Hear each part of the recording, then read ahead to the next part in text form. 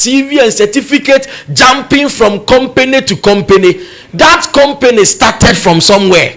That you are so much eager to join, it started from somewhere. People looked down on the CEO. People insulted the CEO. People rejected the CEO. The CEO struggled, and finally, in his faithfulness, he has been lifted to that level.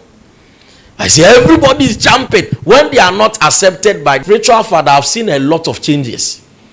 Because I knew where he was. It's even difficult to just get him for 5 minutes to speak, because he's dealing with great people. And a lot of many people. So if you were not there from the beginning, that we say that we have a relationship, and we have a relationship, you can't even be in a circle. So Apostle is always around, and you see, in that smallness you are not faithful. A time will come, it will not happen like that. Are you sure you are with me? So number one, what am I trying to say? Don't look down on yourself if you have started something small, because God values small things. That is the number one.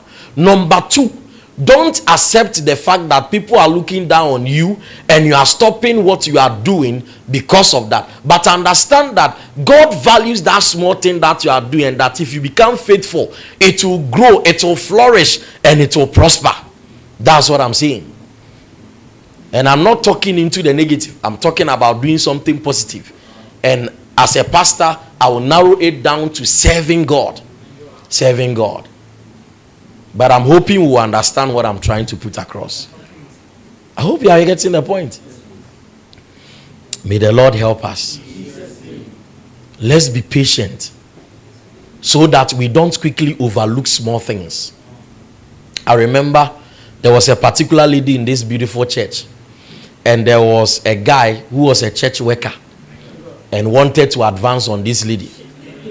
Now, the reason why the lady said she will not accept is because if the guy can't take care of himself, how can he take care of me? And just at where their church was, there was a very rich man that was in the neighborhood. So one day after church, I think the rich man parked the car, and they had conversation. You know how the story will go. Little by little, they got attached, and the pastor was even advising this girl that you don't know the man. You cannot know somebody for 3 months and you say you want to marry the person.